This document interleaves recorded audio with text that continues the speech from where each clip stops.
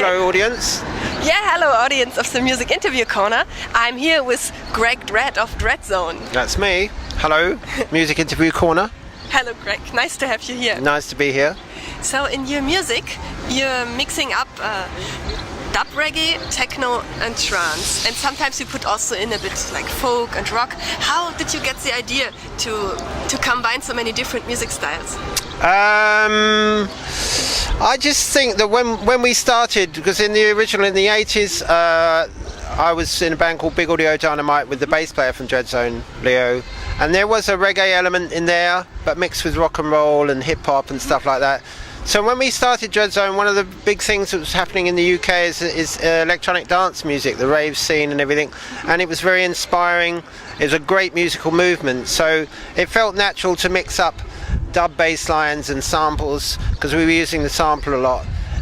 Then with the core and the more dance music, like you call techno, which I wouldn't say we were so techno, because we've never really been techno trance, but we've had elements like that. Like over the last few years, we've added breaks and break beats and maybe all different kinds of things. I suppose it's very limiting when you say something like it's techno, because you imagine kind of hard raving, four on the floor, which was one element of it. But when we first started out, one of the main things was to make records that stand the test of time, and if you start putting beats on that are from a certain age, they kind of date them. So we always kind of mixed the bass a bit higher and made it more warm, more feminine and more melodic, and I like to think it just sounds like good music now. But it does have that dance element, because we like to make people dance, and even though we could be playing reggae or dub, we like to have a kind of jump up, bouncy atmosphere to the music, so that it makes a lot of people move in a different kind of way, so it isn't just nodding your head.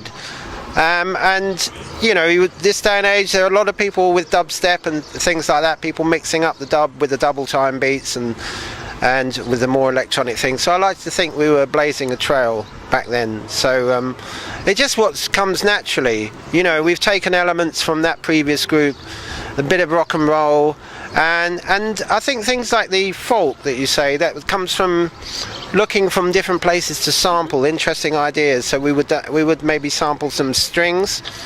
Our biggest hit, Little Britain, which is a kind of sounds with the orchestra. Funny enough, the sample that we use is from Rausch, who I believe is a German, and but it still has that kind of UK classical music flavour. So I like listening to a lot of classical music. I like bringing things in from all different areas, Indian music. That's why we're seen as quite eclectic and not really quite hard to pin down in a certain genre, which has worked against us sometimes. But it's all about the music, and it's just about good music and the bass line.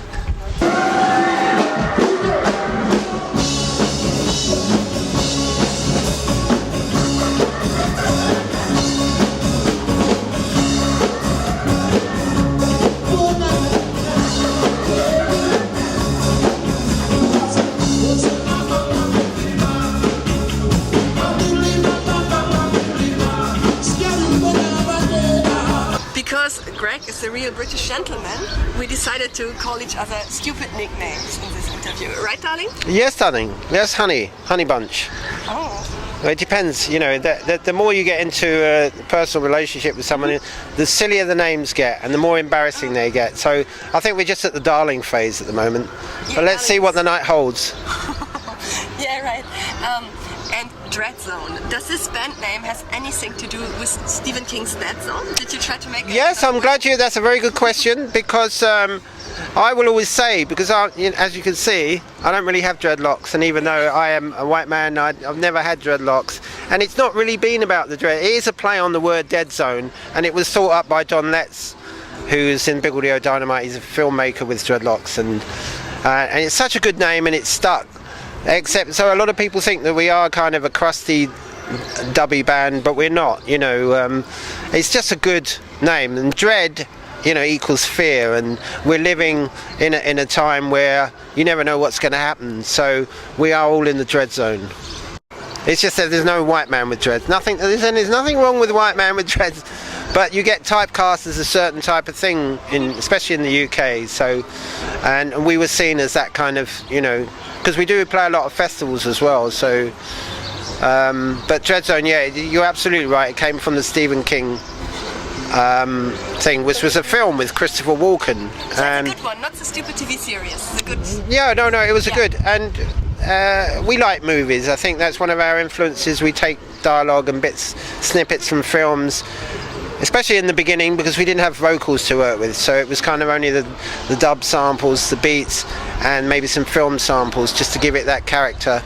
I think that's a very important thing. We still sample from films, except it's a lot harder these days to clear a piece of dialogue.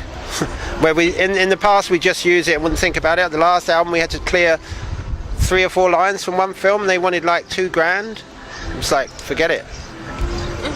So we have to be more clever with it. So, but we're more about writing songs now and getting a lot more lyrics and a lot more melodies involved. So that's where we are. I feel like we can progress by being better songwriters, being able to nail an emotion and a feeling within a few lines, a few words. It's a very fine art.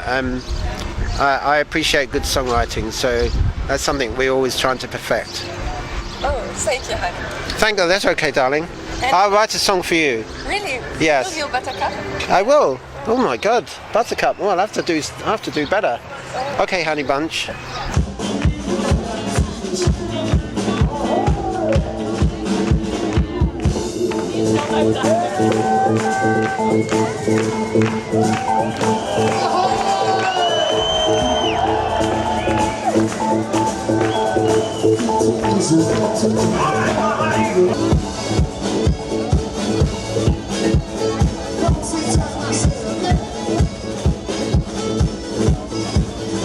I looked also over your song titles and I found songs like Return of the Dread, like American Dread, like The Good, the Bad and the Dread. Is it also coming from films?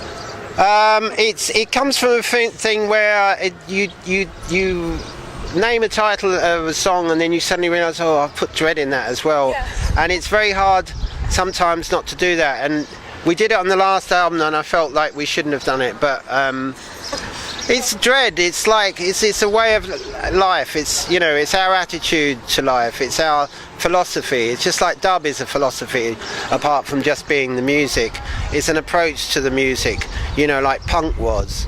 I like to think something like dub is the opposite of jazz. It doesn't overthink the music. It's more about the feeling. So, and I think dread, using the word dread, it does. Thank you for pointing that out. It's a very clever girl, aren't you, Honey Bunch? Thank you. Sorry, thank you, darling. I've got to think of a new name.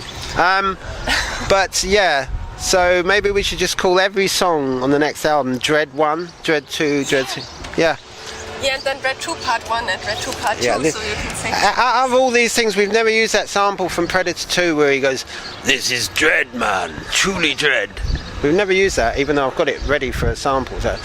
But now you pointed that out, I'm going to have to stop. You make me all self-conscious of my dread words now. Oh, okay. I'm blushing. But that's cool, that's a bit comedy style. That fits to your band, I think. With the name and... It's comedy? You calling our music funny? No. We couldn't help it. At the beginning we had the good, the bad and the dread on the first album, because that's the good, the bad and the ugly, obviously. And there's a track on sound called Dread Pond Sound, which is from a sample that we used, Dread Pond Sound. So an American Dread was kind of written post Obama being voted in, and it's kind of about the movement of people waking up in America. But it was also like a little desire for us to go to America. It was like, I almost wrote the song like, look, we're going to come to America, wake up, we're coming over. So this is whoa, we're coming over. So it was kind of like we wanted to, because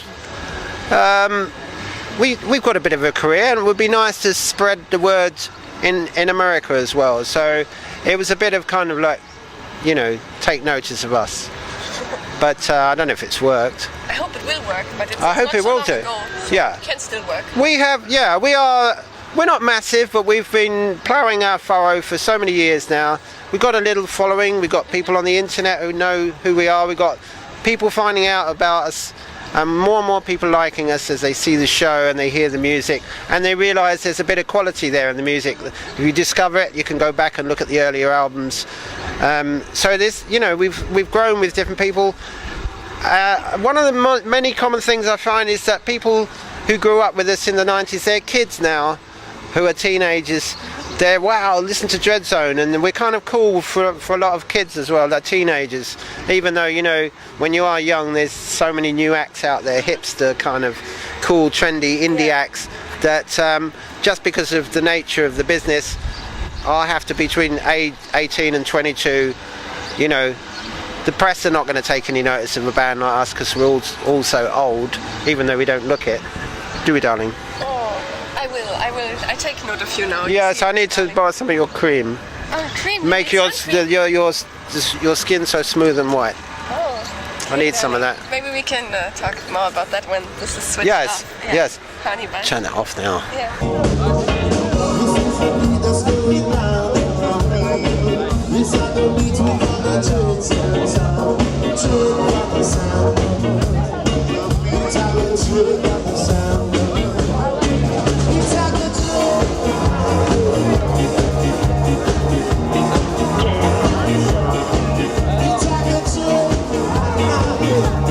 Britain is not really known for reggae bands. How is it to be a reggae band in Britain?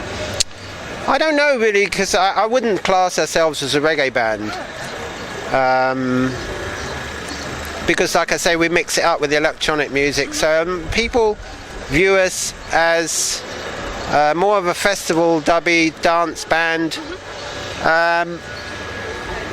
So I've never really, even as a DJ, I don't DJ pure reggae or dub. I mix it up. So I don't know. It's hard to put us in a genre. So I don't know how we're viewed in England. It's just music, good music, dread music. Yeah, That's why the way we use the word dread so much. It's our music. It's our way of life. It's our philosophy. It's dread, and it's coming your way.